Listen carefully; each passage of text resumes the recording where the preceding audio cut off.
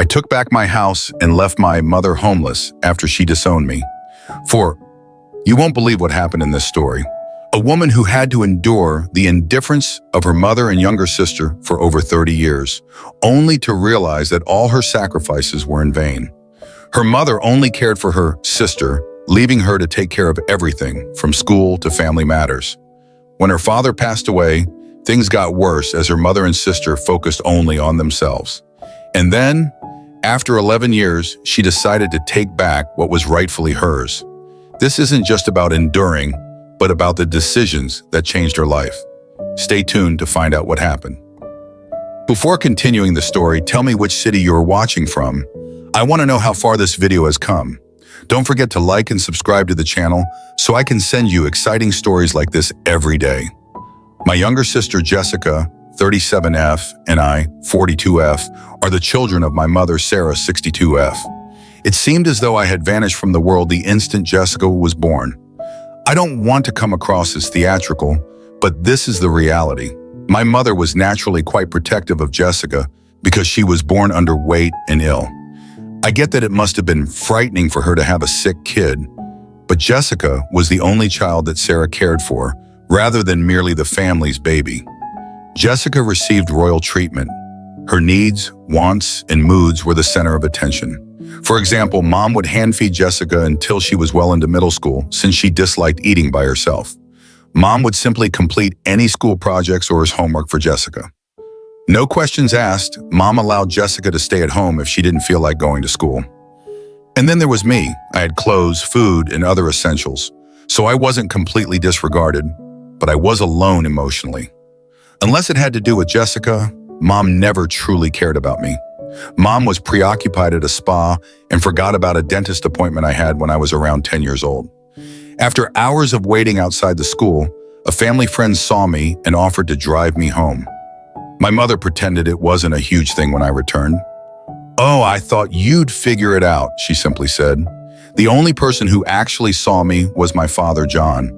May he rest in peace. He wasn't home as much as I would have liked because he worked so much, but when he was, he tried his best. When Sarah and Jessica weren't there, Dad and I would go out for movies or ice cream. He would give me extra cash for birthdays or school outings, but he would urge me not to tell my mother. In retrospect, I believe he was attempting to compensate me for feeling so unnoticed. But Dad could not deny the favoritism no matter how hard he tried. Everything was always better for Jessica. I had to save money or work for what I desired. Jessica, however, only needed to ask, and it would materialize.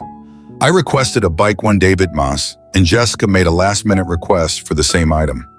Jessica received a brand new, gleaming bike beneath the tree on David Moss morning. I received some socks. "You're older," Mom responded when I inquired why. "You can get one for yourself by saving money." However, it was more than just material possessions. Jessica's happiness was Sarah's obsession. Mom would move quickly to resolve whatever small problem Jessica was having, such as a friend not texting her back or receiving a poor grade. I quickly learned not to bother going to her for anything, though, as she would tell me to stop being so dramatic or figure it out like an adult whenever I was upset about something. Of course, Jessica took it all in. Why wouldn't she? She was living the dream since Mom took care of everything for her, so she didn't have to do anything. Jessica eventually stopped learning even the most fundamental life skills. She was incapable of managing her own schedule, cooking, or even cleaning. Jessica was totally reliant on her mother since she protected her from everything. I didn't know how toxic the dynamic was until high school. Mom would complete Jessica's schoolwork after she would sob to her about how difficult her lessons were. Mom pleaded with the principal to have Jessica's grades modified after she failed high school, accusing the teachers of failing to recognize her unique needs. Naturally, it didn't succeed, but it demonstrated the lengths Sarah will go to in order to shield Jessica from responsibility of any kind.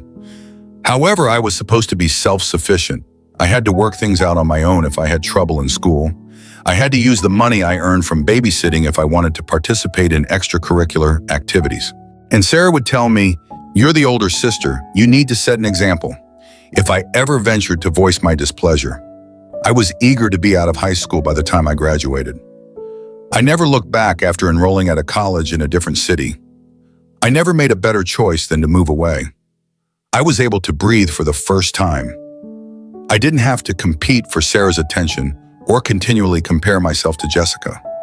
I might simply be myself. Jessica, meanwhile, remained at home and didn't leave until she was 26 years old and married. Sarah continued to be involved in her life even at that point, phoning her 5 times a day to inquire about topics like, "What did you eat?" or "How is your hubby doing?" She even unexpectedly came up to bring Jessica groceries or clean her house, even though Jessica and her husband were more than capable of handling those tasks on their own. For my part, I was going about my life. I obtained a job after graduating from college and began constructing my future. Dad kept in touch with me by giving me frequent phone calls and coming to see me when he could. Not so much Sarah. She would occasionally comment on my Facebook posts or send me a birthday text, but that was about it. I honestly didn't give a damn. Her unrelenting criticism and partiality no longer burdened me, and I was joyful. In hindsight, I believe Sarah's fixation on Jessica stemmed from a desire for control. She never allowed Jessica to grow up because she wanted her to always be in need of her. I had to fend for myself after being thrown out of the nest early. Although it was painful at the time, I now consider it a blessing. While Jessica became totally dependent on Sarah, I learned to stand on my own 2 feet. The dynamic remained the same even after I left. Sarah was Jessica's facilitator. I was the forgotten child, and Jessica was the golden child. Some things never change, which is humorous, not funny haha, but funny in a depressing manner. But everything did 11 years ago. At first, Dad's frequent coughing didn't seem like a huge concern. He blamed it on a recalcitrant cold or allergies. However, he didn't get better as the weeks stretched into months. He actually grew worse. He was usually exhausted, breathless, and simply not himself. Nevertheless, he continued to labor because he was a selfless, industrious man who always put the needs of others before his own.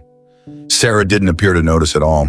She was too preoccupied with her daily schedule of yoga sessions, spa visits, and whatever else occupied her time. After her first marriage ended, Jessica was back at home by that point. She didn't appear to be really worried about Dad's health, and she wasn't working either. They seemed unwilling to face the inconvenience of admitting that something was amiss. I was trying to keep some distance from all the family dysfunction while establishing my career in a distant place. During our frequent phone conversations, I could sense that something wasn't right. He sounded more worn out and weaker. He dismissed my question about whether he had seen a doctor, claiming to be all right. I knew he wasn't, though. When he eventually went to the hospital following an especially severe coughing spell, things reached a breaking point. A serious lung infection was the diagnosis. When I learned, I immediately dropped everything and ran home. I was appalled when I arrived.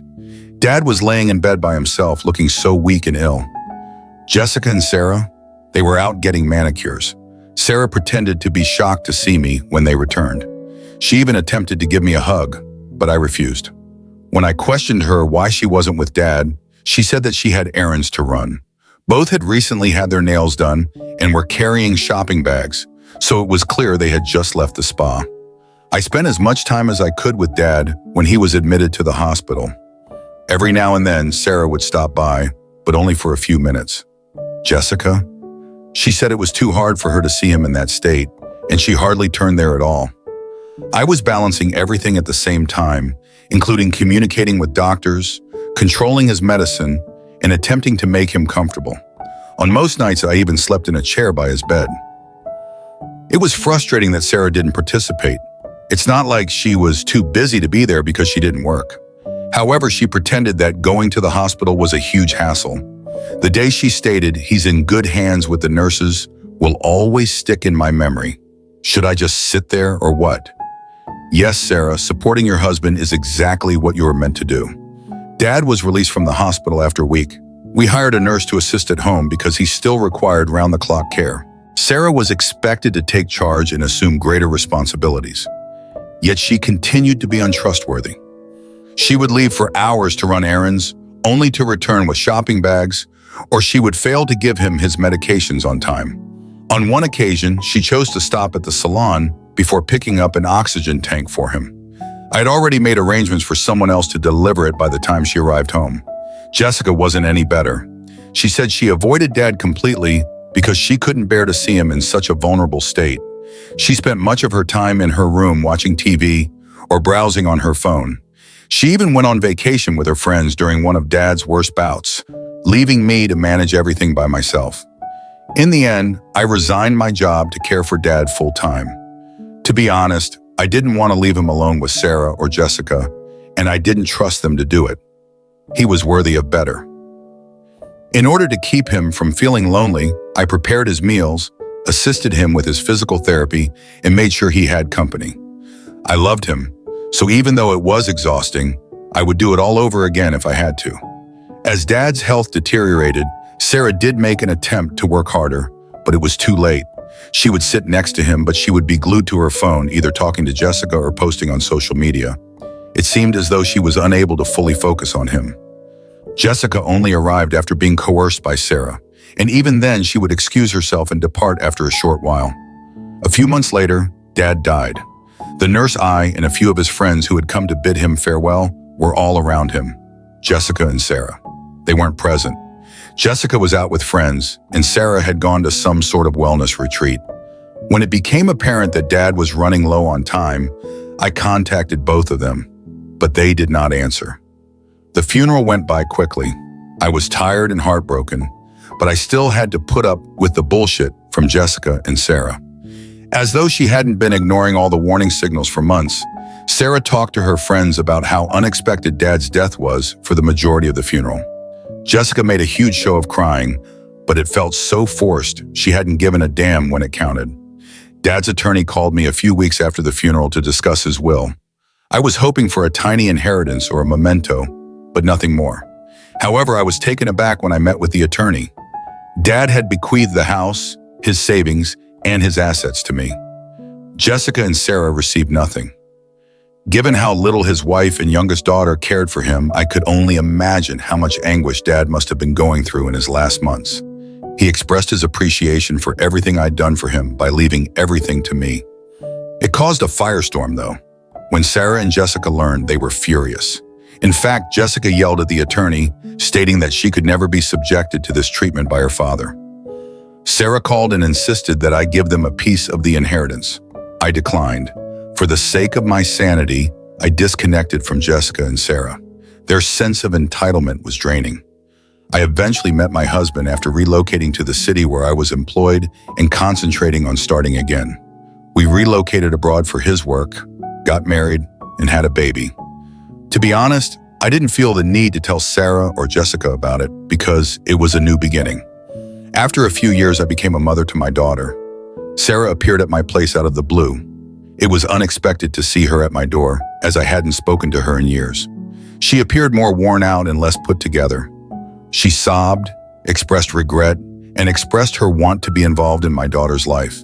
She even acknowledged that she felt bad about the way she raised me.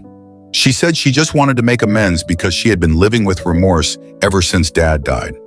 Although I must admit that I didn't trust her, I chose to give her a chance. It was all right for a time. Sarah would occasionally send gifts and make video calls to see how my daughter was doing. For once, it felt normal. Then, predictably, the hints began. I thought it would go away, so I disregarded Sarah when she casually said how hard life had been for her since I took in everything, or how she was having financial difficulties. Sarah gave me a call around a month ago. The fact that she seemed enthusiastic made me uneasy right away because Sarah doesn't call unless she needs something. She struck up a discussion by inquiring about my spouse and daughter, which was already strange. Then she revealed the shocking news that Jessica was getting married once more. As you recall, Jessica's first marriage ended almost a year later. She never really put her life back on track after moving back in with Sarah. Jessica and I hadn't spoken for more than 10 years, so this news was unexpected. Sarah talked endlessly on Jessica's significance of this wedding, how it was a new beginning for her, and how pleased the family would be. I congratulated her, was courteous, and assumed that was the end of it, but obviously not. Sarah went on to say something like, Jessica has had a really difficult time organizing this wedding within her budget. After everything she's been through, she deserves a lovely day. I knew where this was going, so I said nothing. I was hoping you could help out with the expenses, she finally added. Considering everything your father left you, it's the least you can do. I was astounded. To begin with, Jessica and I don't even communicate. Second, what level of entitlement is required to someone who isn't even invited to the wedding? Indeed, Sarah made it apparent that I was not invited. Oh, we assumed you wouldn't want to travel with a baby, but of course you're welcome to come, Sarah said in an attempt to backtrack when I brought this up. Your sister is getting married, so you don't need an invitation. I bluntly told her no, I had nothing to pay for. She attempted to place the blame on me by claiming that I had an obligation to assist Jessica as the older sister.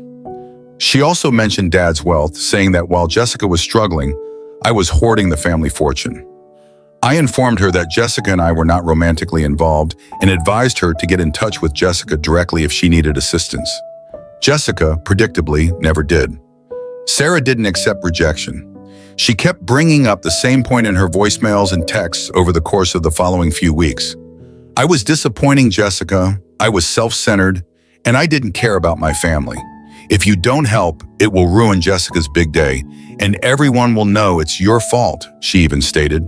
The problem is that Jessica and Sarah were behaving as though I owed them money. But when I needed assistance, where were they? I was the one who put everything on hold to take care of Dad while he was ill. While everybody continued living their lives, I was the one who remained by his side. And now they wanted me to come through and save the day after years of silence? Not at all. Sarah made matters worse by asserting that Jessica had already reserved the space and paid deposits for musicians, caterers, and decorations. Since the invitations had already been sent, she claimed that canceling everything would make the family look foolish. If they couldn't afford it, how did they plan all of this, I asked her. What did she say? You were what we needed. That was the last straw. I informed Sarah that because I wasn't providing them any money, she could solve the problem on her own. She broke down in tears and threatened to cut me out of her life if I didn't help. You already treated me like I didn't exist, I responded, laughing. What makes a difference? I hung up and blocked her after that. Although he cautioned that there would be criticism from extended family, my husband supported my choice. He was correct. Some family members contacted me and said that since family is family, I should be the bigger person and lend a hand. However, where was all of this concern when Sarah and Jessica were treating me like trash? I disregarded them and refused to back down. I haven't replied, and to be honest, I don't intend to, but Sarah left me a voicemail with the words, "If you can live with ruining your sister's wedding, then I guess you're not the person I thought you were." Too much of my life has been devoted to going above and beyond for folks who don't value it. I'm finished. I reached my breaking point after the wedding drama. In the house Dad left me, Sarah and Jessica had been living rent-free for more than a decade. A part of me believed that especially after Dad's passing, it would be simpler to avoid the drama of evicting them. But as time went on, I came to see that they were not appreciative of me, did not respect me, and had no plans to ever be respectable.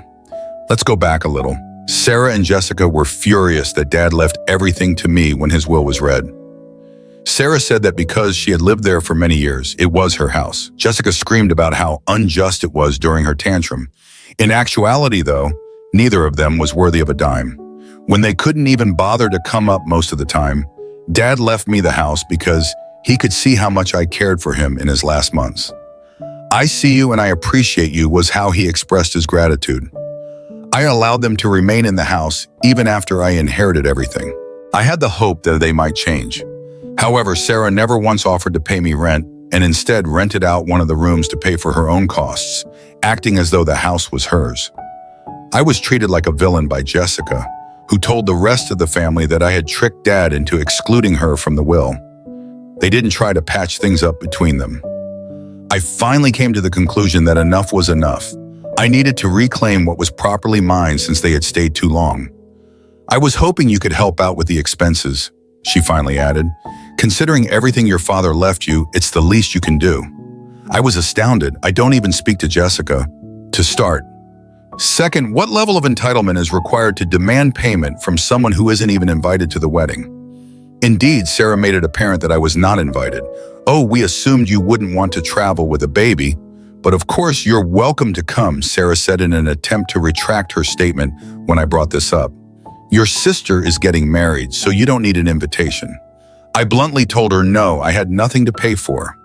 She attempted to place the blame on me by claiming that I had an obligation to assist Jessica as the older sister.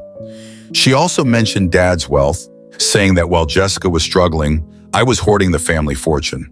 I informed her that Jessica and I were not romantically involved and advised her to get in touch with Jessica directly if she needed assistance. Jessica, predictably, never did. Sarah didn't accept rejection. She kept bringing up the same point in her voicemails and texts over the course of the following few weeks. I was disappointing Jessica, I was self-centered, and I didn't care about my family. If you don't help, it will ruin Jessica's big day and everyone will know it's your fault, she even stated. The problem is that Jessica and Sarah behaved as though I owed them money. But when I needed assistance, where were they? I was the one who put everything on hold to take care of Dad while he was ill. While everybody continued living their lives, I was the one who remained by his side. And now they wanted me to come through and save the day after years of silence? Not at all. Sarah made matters worse by asserting that Jessica had already reserved the space and paid deposits for musicians, caterers, and decorations. Since the invitations had already been sent, she claimed that canceling everything would make the family look foolish. If they couldn't afford it, how did they plan all of this? I asked her. What did she say? You were what we needed. That was the last straw. I informed Sarah that because I wasn't providing them any money, she could solve the problem on her own. She broke down in tears and threatened to cut me out of her life if I like. I didn't exist, I responded, laughing. What makes a difference? I hung up and blocked her after that. Although he cautioned that there would be criticism from extended family, my husband supported my choice. He was correct. Some family members contacted me and said that since family is family, I should be the bigger person and lend a hand. However, where was all of this concern when Sarah and Jessica were treating me like trash? I disregarded them and refused to back down. I haven't replied, and to be honest, I don't intend to, but Sarah left me a voicemail with the words, "If you can live with ruining your sister's wedding, then I guess you're not the person I thought you were. Too much of my life has been devoted to going above and beyond for folks who don't value it. I'm finished." I reached my breaking point after the wedding drama. In the house Dad left me, Sarah and Jessica had been living rent-free for more than a decade. A part of me believed that especially after Dad's passing, it would be simpler to avoid the drama of evicting them. But as time went on, I came to see that they were not appreciative of me, did not respect me, and had no plans to ever be respectable. Let's go back a little. Sarah and Jessica were furious that Dad left everything to me when his will was read. Sarah said that because she had lived there for many years, it was her house. Jessica screamed about how unjust it was during her tantrum. In actuality, though, neither of them was worthy of a dime. When they couldn't even bother to come up most of the time, Dad left me the house because he could see how much I cared for him in his last months. "I see you and I appreciate you," was how he expressed his gratitude. I allowed them to remain in the house even after I inherited everything. I had the hope that they might change. However, Sarah never once offered to pay me rent, and instead rented out one of the rooms to pay for her own costs, acting as though the house was hers. I was treated like a villain by Jessica, who told the rest of the family that I had tricked Dad into excluding her from the will. They certainly enjoyed living in a house they didn't pay for, but they didn't try to patch things up. After Sarah's absurd request that I cover Jessica's wedding costs in the constant attempts at manipulation, I finally had enough. I had an eviction notice prepared after I called my attorney. Sarah went insane when she got it. "You can't evict me," she yelled when she called me. "I call this place home. I've spent 45 years here." I politely told her that she had 30 days to leave the house and that it was legally mine. Naturally, Jessica threw herself into the conflict. She accused me of being greedy and callous, calling me every possible insult in the book. "I just cared about Dad to get the inheritance," she said. It was absurd. I'm the terrible guy, even though she was the one who hardly ever saw Dad while he was dying. Sarah did everything she could to get me to reconsider. She pretended to be tough at first, adding, "I dare you to kick me out." She then softened, saying that the house was all she had left and that she was too old to start again. "I'm not going anywhere." As if it wasn't the place I should have been collecting rent on for years, she even sobbed about how she had been renting out a room to make ends meet. It didn't work. Her attempt to guilt trip me by asking, "What would your dad think if he saw you throwing your mother out on the street?" was the last straw. "Dad left me the house for a reason," I explained to her. "Perhaps he would still be alive if you had given him even half the attention you gave to spa sessions." I realized that was harsh, but I had had enough of sugarcoating things. Sarah had to deal with the repercussions of her decisions. The eviction wasn't warmly received by Jessica either. She made a huge deal out of telling Sarah to temporarily move in with her. She boasted to every one of her relatives over the phone that she was supporting Sarah and that she didn't require anything from me. She seemed to want a round of applause for performing the absolute minimum, and it was all very performative. On the 26th day of the 30-day notice period, Sarah left. I didn't even make an effort to appear. To oversee the transition, I engaged a property manager. I had the house refurbished and cleaned after it was vacant. I made the trusting decision to rent it to the brother of a family friend. Knowing that the house would eventually be occupied by individuals who valued it was a pleasant feeling. In the meantime, because I wouldn't pay, Jessica's elaborate wedding plans fell through. She was forced to move from an elegant lakefront location to a municipal hall. It seems that this embarrassed a number of people in their social circle, and Jessica's fiancé wasn't pleased either. He didn't even want a large wedding, it turns out. Shortly after Sarah moved in with Jessica, I began to hear rumors of trouble in paradise because Jessica had assured him she would find a way to pay for it, which was obviously code for "my sister will pay." Having his mother-in-law as a frequent visitor to the residence did not sit well with Jessica's husband. As usual, Sarah felt compelled to interfere in their lives.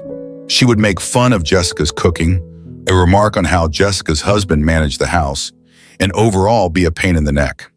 Some family members have attempted to use guilt tripping to get me to forgive Jessica and Sarah. They insist that I should have allowed Sarah to remain in the house and that I have gone too far. But to be honest, I don't give a damn. I don't care about these people's thoughts anymore because they remained silent when I was being tormented. Let's go on to the final update now. I believed that I would finally be at peace after Sarah moved in with Jessica. I cut off most of the toxic relatives who tried to guilt trip me into forgiving Sarah and Jessica, rented out the house, and concentrated on my family. I must admit that I was relieved when I didn't hear from them for a time.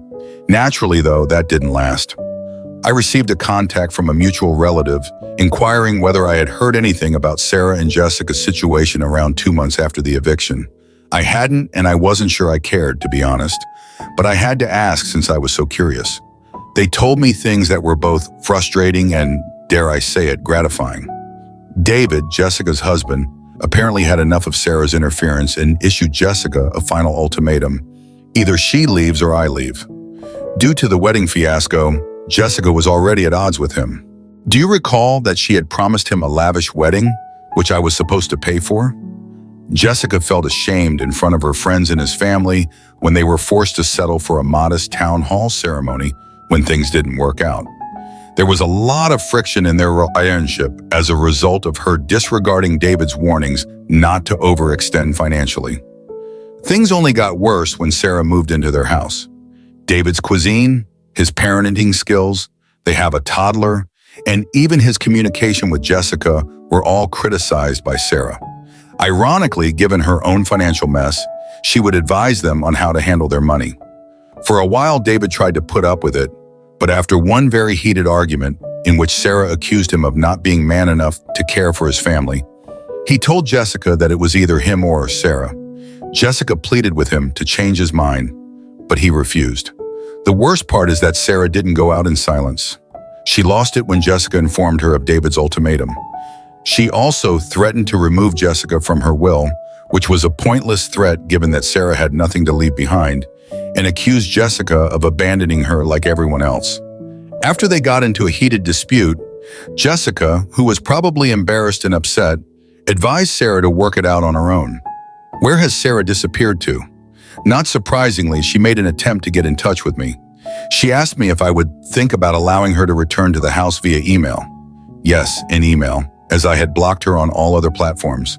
She wrote on how harsh life had been to her, and how, as a mother, she had always tried her hardest. She even attempted to present it as a chance for us to mend and reestablish our bond. I didn't even think to answer. Her deceptive strategies were now just depressing. Sarah attempted to use guilt tripping to persuade some extended family members to take her in after I failed to respond. The majority of them flatly refused, most likely due to their observation of her methods. A distant cousin consented to let Sarah stay for a short while, but she was asked to leave after just 3 weeks. Evidently, the cousin had had enough of her persistent complaints and demanding demeanor. Jessica is currently coping with the consequences of her choices. Although David stayed with her, their relationship is apparently in very bad shape. David has been withdrawing both financially and emotionally as a result of the wedding costs, Sarah's turmoil, and Jessica's inability to accept responsibility for anything.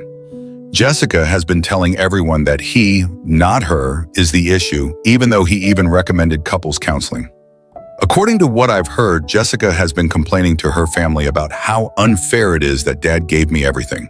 She said that none of this would have occurred if I had simply divided the inheritance. She intentionally omits the part where she and Sarah treated me like a monster for caring about Dad and disregarded him in his last months. With them, it's always someone else's fault. I've been doing okay in spite of their turmoil. The best choice I've ever made was to lease out the house. The space is truly loved and respected by the renters. A lovely family. I now have financial stability and can invest in my daughter's future thanks to the rental income. My spouse and I are doing well in our jobs, and we have begun preparing for a long overdue family getaway. Regarding Sarah and Jessica, they have already made their decisions and are now dealing with the fallout. Jessica is trapped in a marriage that is about to end, while Sarah continues to move between relatives. I simply don't care about them anymore. I don't mean any harm. The most liberating thing of all has been realizing that their turmoil is no longer my problem. In the end, one clear takeaway from this story is that in life, there are moments when we must stand up for ourselves, even if it means facing opposition from the people we love most. This woman's story is a perfect example of self-sacrifice, perseverance in rebuilding one's life, and respecting oneself. Although her family repeatedly treated her unfairly and even betrayed her, she ultimately found a way to live her life on her terms, free from manipulation and harmful relationships. You can feel the pain and humiliation she endured, but also the strength in the decisions she made.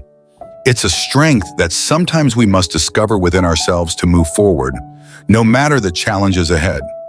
The story isn't just about dealing with betrayal in the family, it's also a lesson in self-respect, in how to love and protect yourself in a world that can often be complex and difficult to understand. Thank you for following this emotionally charged journey. If you found this story meaningful and would like to explore more real-life stories, don't forget to subscribe to the channel and turn on notifications so you never miss an episode. We bring you stories and life lessons that not only help you grow, but inspire you to overcome any obstacle in your own life. Subscribe today to join us as we share more inspiring stories.